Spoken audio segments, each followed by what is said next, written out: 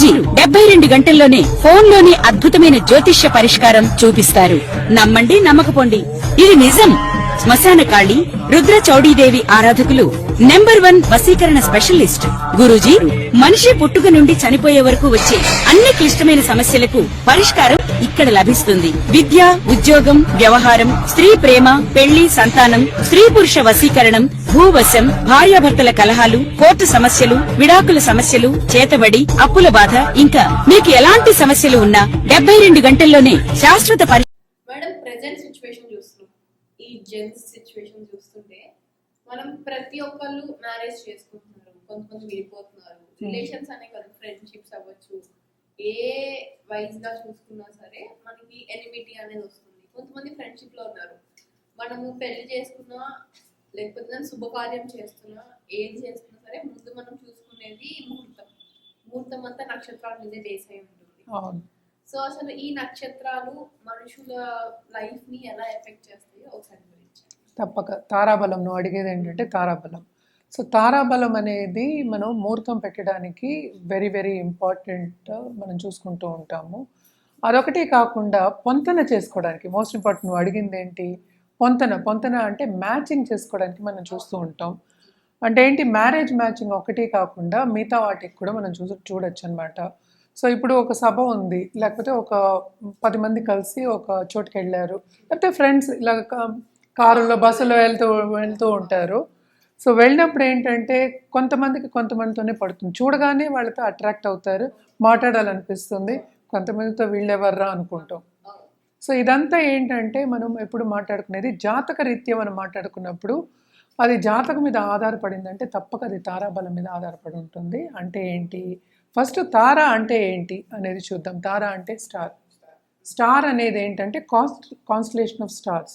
So వాటికి మనం పేర్లు ఇచ్చాం. అంటే అశ్విని, భరణి, కృతిక, రోహిణి, మృగశిర, ఇలాగా మనకి తెలుసు 27 నక్షత్రాలు ఉన్నాయి. ఒక్కొక్క నక్షత్రానికి 4 పాదాలు ఉన్నాయి. ఓకే, సో ఈ 4 పాదాలతో 27 మల్టిప్లై చేస్తే మనకి 108 అయ్యాయి. సో ఒక్కొక్క రాశిలో మనకి ఎన్ని ఉన్నాయి? 9 పాదాలు ఉంటాయి. సో ఇది ఫస్ట్ అన్నమాట. సో ఎవరైనా సరే పుట్టినరోజు అంటే జన్మ, ఈ రోజు పుట్టారు, బర్త్ డేట్ ఉంటుంది. సో ఎక్కడ పుట్టినా సరే మనకి లాంజిట్యూడ్, లాటిట్యూడ్ అది చూసుకుని అది కూడా టైం కన్వర్ట్ చేసుకుంటాం.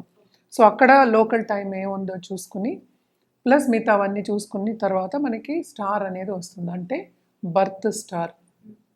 సో ఇక్కడ చాలామంది కన్ఫ్యూజ్ కాకూడదు. బర్త్ స్టార్ అనేది ఏంటంటే మనం చంద్రుడు ఎక్కడున్నాడో దాన్ని స్టార్ అంటాం. ఏ నక్షత్రంలో ఉంటే అది బర్త్ స్టార్. సో ఇది కన్ఫ్యూజ్ కాకూడదు, ఎందుకంటే వెస్టర్న్ ఆస్ట్రాలజీలో ఎక్కువ మనం సన్కి చూసుకుంటాం. అంటే ఏంటంటే సన్ సైన్స్.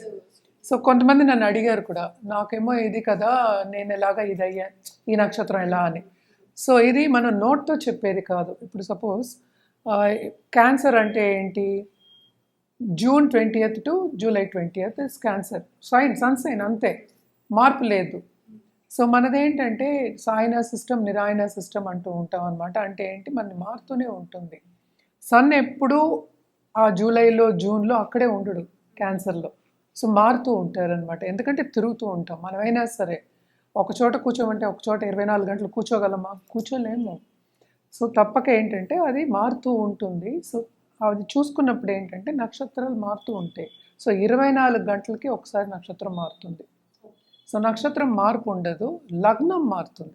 సో ఇన్ని చూసుకుంటే కానీ మనం ఒకటి చెప్పలేమన్నమాట. ఒక ఏదైనా అడ్వైస్ ఇవ్వాలన్నా, ఒకటి చెప్పాలన్నా, సపోజ్ ఎనిమిటీ చెప్పాలన్నా, లేకపోతే పొంతన చెప్పాలంటే అన్నీ చూసుకోవాలన్నమాట.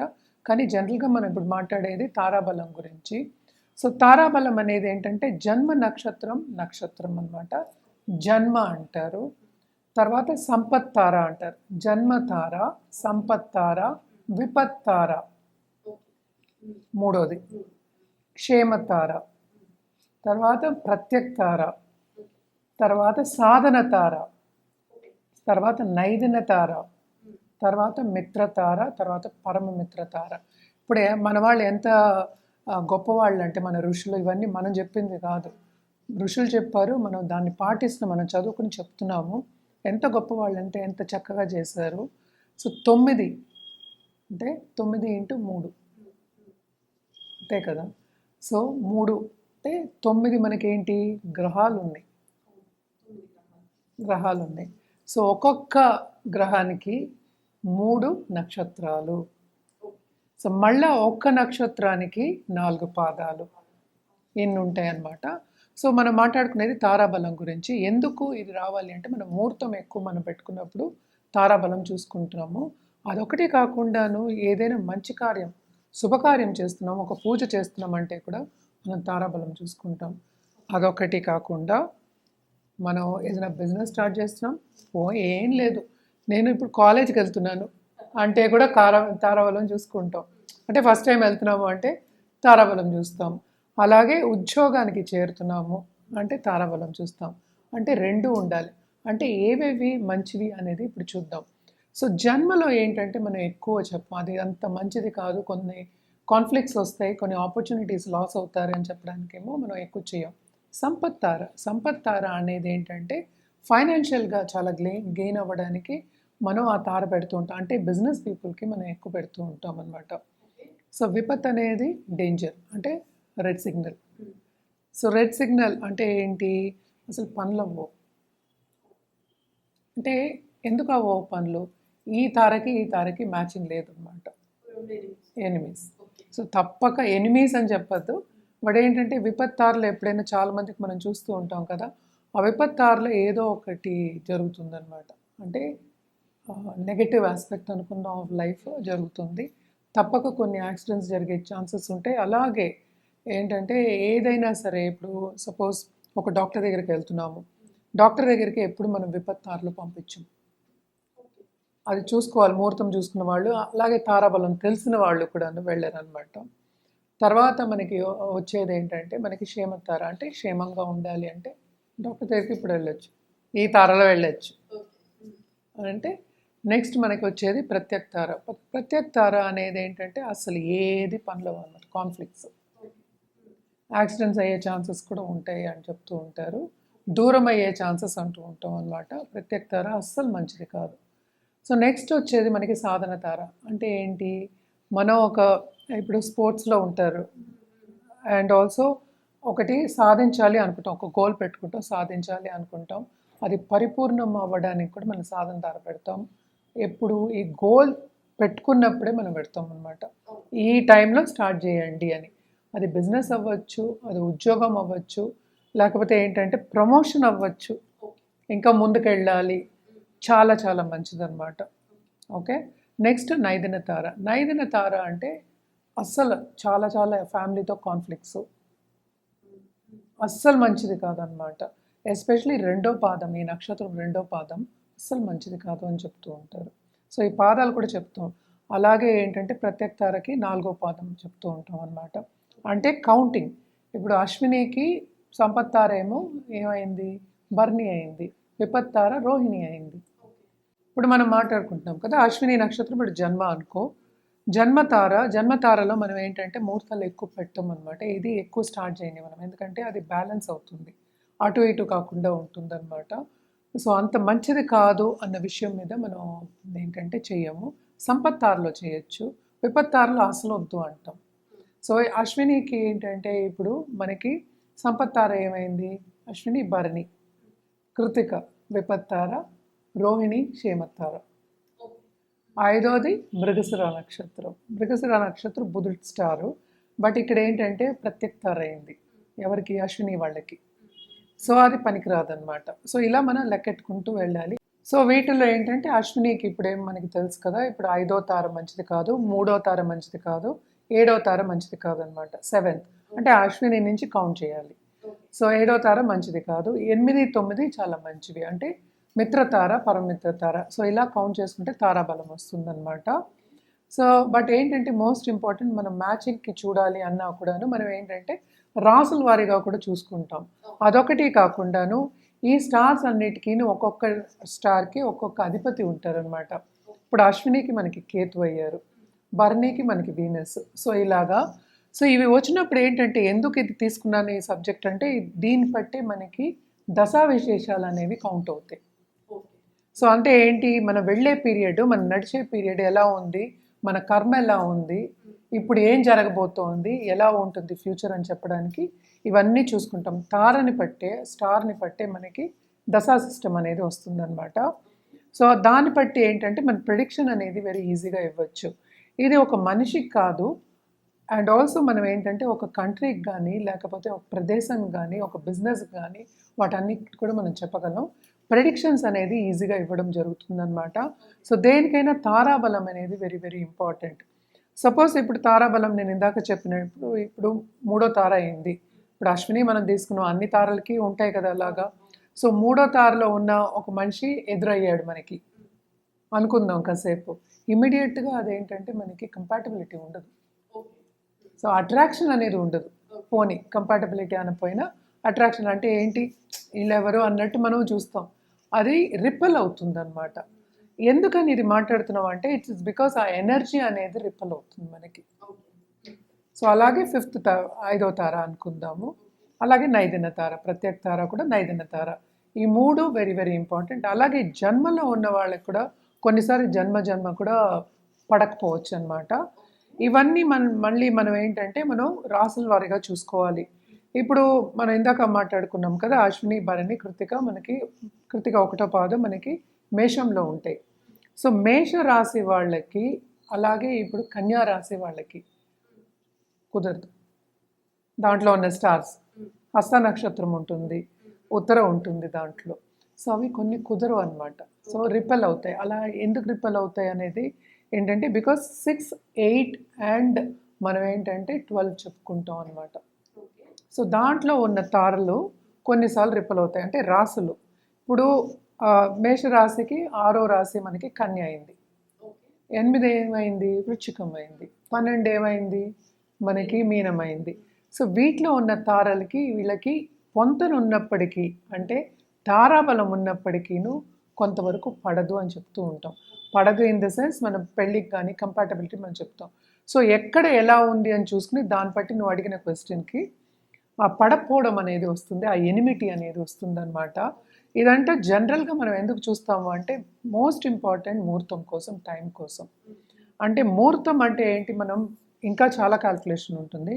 తారాబలం చూసినంత వరకు ఎందుకంటే మనం ఏదైనా మంచి కార్యం చేయాలి అన్నా ఇదివరకు ఏంటి తారాబలం చూడకుండా బయటికి వెళ్ళేవాళ్ళు కాదు. ఇప్పుడు ఒకవేళ తారాబలంలో కనుక ఆ స్టార్స్ కి రెండు కంపాటిబిలిటీ కరెక్ట్గా లేకపోతే మనకి ముహూర్తంలో టైం మార్చుకుంటే అది ముహూర్తం ఎలా మారుతుంది? ముహూర్తం కూడా ఇప్పుడు తారే కదా. ఇప్పుడు మనం పెట్టే ముహూర్తము టైము అది తారే కదా, మళ్ళీ స్టారే కదా. సో అప్పుడు రాదు కదా, మ్యాచ్ ఉండదు అంతే. ఇప్పుడు అలాగే కంపాటబిలిటీ ఇంకా చాలా దోషాలు అవన్నీ కూడా చూస్తాం అన్నమాట. సో జనరల్గా నువ్వు అడిగిన క్వశ్చన్కి ఎనిమినిటీ ఎందుకు వస్తుంది అంటే it is because of that ఏంటంటే ఎనర్జీ రిపెల్. అంటే గ్రహాలు అంటే ఏంటి, ఎనర్జీయే కదా. గ్రహం పట్టుకుంటుంది ఎనర్జీ అన్నీ అంటాం, ఇలా లాగుతుంది అంటాం అన్నమాట. సో ఆ గ్రహాలు కూడా ఎనర్జీయే. సో ఈ ఎనర్జీ రిపెల్ అవుతుంది. అలాగే స్టార్స్కి ఎనర్జీ ఉంటుంది, అన్నిటికీ ఎనర్జీ ఉంటుంది. సో బేసిక్లీ ఏంటంటే రిపెల్ అవుతుంది, పడదు. ఎక్కడో బ్యాలెన్స్ లేదు, బ్యాలెన్స్ తప్పుతుంది అంటే ఈజీగా అందరికీ అర్థం అవుతుంది. సో దాని తారాబలం. సో ఒక్కొక్క రాశి వాళ్ళకి అంటే ఇప్పుడు రాశిలో నేను చెప్పినట్టు 9 పాదాలు ఉంటాయి. ఇప్పుడు 3 పాదాలు మన కృతిక పక్క దాంట్లో ఉంటుంది, తర్వాత రోహిణి ఉంటుంది, తర్వాత మృగశిర ఉంటుంది, మృగశిర 2. సో అలాగా. సో ఇవి చూసుకున్నాము అంటే మళ్ళా ఏంటంటే అధిపతులు ఉంటారు ఒక్కొక్క రాశికి కాదు, నక్షత్రానికి అధిపతి ఉంటారు, మళ్ళీ అధిదేవతలు ఉంటారు. దేనికి ఎవరికి ఏం చేయాలి, ఎలా చేయాలి అనేది కూడా వెరీ వెరీ రెమెడియల్ మెషర్స్ కూడా వెరీ వెరీ ఇంపార్టెంట్ అనమాట. కానీ జనరల్గా నువ్వు అడిగిన క్వశ్చన్కి ఎనిమిటీకి కంపాటబిలిటీకి తారాబలం అనేది వెరీ వెరీ ఇంపార్టెంట్. అండ్ తారాలు స్టార్ మ్యాచింగ్ కానీ కంపాటబిలిటీ కానీ ఈ మనం చెప్పిన ఈ స్టార్స్ ఎలా ఉంటుంది అంటే ఏంటి, జన్మ, సంపత్, విపత్ ఇవన్నీ ఉన్నాయి కదా, ఇవన్నీ చూసుకున్నప్పుడు మనకి తెలిసిపోతుంది అనమాట. అదొకటి కాకుండా మ్యారేజెస్ కూడా ఈ మధ్యన చాలామంది ఇవన్నీ చూసుకోకుండా చేసుకుంటున్నారు. కొన్ని అయితే బాగా సక్సెస్ అవుతున్నాయి, కొన్ని ఏమో విడిపోతున్నాయి, అసలు చేసుకోగానే విడిపోతున్నారు. లవ్ మ్యారేజ్ అంటారు మళ్ళీ. అంటే లవ్ మ్యారేజ్ అంటే అట్రాక్ట్ అయ్యే కదా చేసుకున్నారు, అయినా కూడా అవ్వదు, కంపాటబిలిటీ ఉండదు అనమాట. సో చాలా మటుకు ఇవన్నీ మనం చెప్పేది ఏంటంటే మన ఋషులు వాళ్ళు చెప్పింది, మన పెద్దలు చెప్పింది, మన స్క్రిప్చర్స్ చెప్పింది మనం చెప్తున్నాం. మనం కొత్తగా ఏమీ మ్యానుఫ్యాక్చర్ చేసి కొత్తగా చెప్పట్లేదు. సో అలాగే మోస్ట్ ఇంపార్టెంట్ ఏంటంటే చైల్డ్ బర్త్ కూడా ఇప్పుడు పెట్టుకుంటున్నారు. ఎందుకంటే ఇదివరకు అయితే మనకి తెలియదు, నార్మల్ డెలివరీస్ అయ్యాయి, ఎప్పుడు అయ్యేవి కూడా తెలియదు. ఇప్పుడు ఏంటి మనకి చాలా మెడికల్ ఫీల్డ్ కూడా అడ్వాన్స్మెంట్స్ వచ్చేసాయి. సో చాలామంది ఏంటంటే మనకి దీనికి సిజేరియన్కి సెక్షన్కి వెళ్తున్నారు, సెక్షన్కి వెళ్తున్నారు. సో దానికి కూడా ముహూర్తాలు పెట్టవలసి వస్తుందన్నమాట. సో ఇవన్నీ కూడా మోస్ట్ ఇంపార్టెంట్. ఈ టైంలో పుట్టితే, ఈ తారలో పుడితే బాగుంటారు, ఆ దశలు బాగుంటాయి. అదొకటి కాకుండా ఎక్కడెక్కడ ఏ గ్రహాలు వేరే ఎక్కడెక్కడ ఉన్నాయో చూసుకుని దాన్ని బట్టి మనం ముందుకెళ్ళడం అనేది వెరీ ఇంపార్టెంట్. ఎందుకంటే టైం అనేది వెరీ ఇంపార్టెంట్. మనం నడిచేది కూడా టైంలోనే. సో అప్పుడు మన కర్మని మంచిగా చేసుకోవాలి అన్నప్పుడు మంచి కార్యాన్ని మొదలెట్టడానికి మంచి టైం చూసుకోవడంలో తప్పేంటి? సో తప్పక అది చూసుకోవాలి. అలాగే ముహూర్త బలం చూసుకోవాలి, తారాబలం చూసుకోవాలి. ముహూర్తం బాగున్నప్పుడు ముందుకు సాగితే మనకి సక్సెస్ అనేది ఈజీగా వస్తుంది. మేడం ఇప్పుడు కర్కాటక రాశి వాళ్ళు ఇప్పుడు ఒకటే ఆఫీస్ లో పనిచేసేవాళ్ళు, ఒకటే అంటే నాట్ ఓన్లీ ఆఫీస్, అది ఫ్రెండ్స్ అవ్వచ్చు. ఏ రాసి అడుగుతున్నావు? కర్కాటక రాశి గురించి మాట్లాడుతున్నాను. ఇప్పుడు ఈ కర్కాటక రాశి వాళ్ళు ఒకటే చోట పనిచేసేవాళ్ళు కానీ, ఒకటే చోట ఫ్రెండ్షిప్స్ చేసేవాళ్ళు కానీ, రిలేషన్స్ లో ఉండేవాళ్ళు కానీ, శత్రు నక్షత్రాల వల్ల వీళ్ళకి ఎలాంటి ప్రాబ్లమ్స్ వస్తాయి ఒకసారి? జనరల్గా మనం ఎప్పుడు మాట్లాడుకుంటూనే ఉన్నాం, శత్రు నక్షత్రాలు అసలు దగ్గరికి కూడా వెళ్ళకూడదు అనేది ఫస్ట్ పాయింట్ ఉన్నది. అంటే నీకు తెలిసిన తర్వాత వెళ్ళకూడదు, తెలియనంత వరకు అదే తెలియనంత వరకు పర్లేదు. సో ఒకసారి తెలిస్తే కనుక మనమే వెళ్ళాం. ఫస్ట్ ఆఫ్ ఆల్ ఎందుకని వెళ్ళామంటే మనకి ఎప్పటికైనా లైఫ్ అనేది హ్యాపీగా ఉండాలని మనం చూసుకుంటాము. ఎప్పటికీ మనకి ప్రాబ్లమ్స్ వస్తే మనకి హ్యాపీగా ఉంటాము, మనం ఉండం కదా. సో హ్యాపీగా ఉండాలి అంటే ప్రాబ్లమ్స్ తగ్గించుకోవాలి, అది మెయిన్ కదా. సో బేసికలీ శత్రు నక్షత్రాలు ఉన్నప్పుడు సపోజ్ పెద్ద పెద్ద ఎంఎన్సీసే అనుకుందాము, ఒకే చోట పనిచేసే వాళ్ళు చాలామంది ఉంటారు. కానీ అందరూ జాతకాలు చూసే వాళ్ళకేమీ ఇవ్వరు కదా. వాళ్ళు చేసే పనిని బట్టి, వాళ్ళు చేసే డిగ్రీలు, వాళ్ళ ఏం డిగ్రీలు చేశారు, ఎంత ఎక్స్పీరియన్స్ ఉంది, దాన్ని బట్టి ఇస్తూ ఉంటారు. కానీ ఇక్కడ ప్రాబ్లం ఎక్కడ వస్తుందంటే, ఇప్పుడు టీమ్ లీడర్ ఉన్నారనుకో, టీమ్ లీడర్కి ఒక వాడికి జన్మ నక్షత్రం ఏదో ఉంటుంది. శత్రు నక్షత్రంలో ఉన్న వాళ్ళు కింద వాళ్ళు కొలీగ్స్ ఉన్నారు, రాసి రంపాన్ని పెడతారు. దిల్ బి టార్గెటెడ్ అంతే.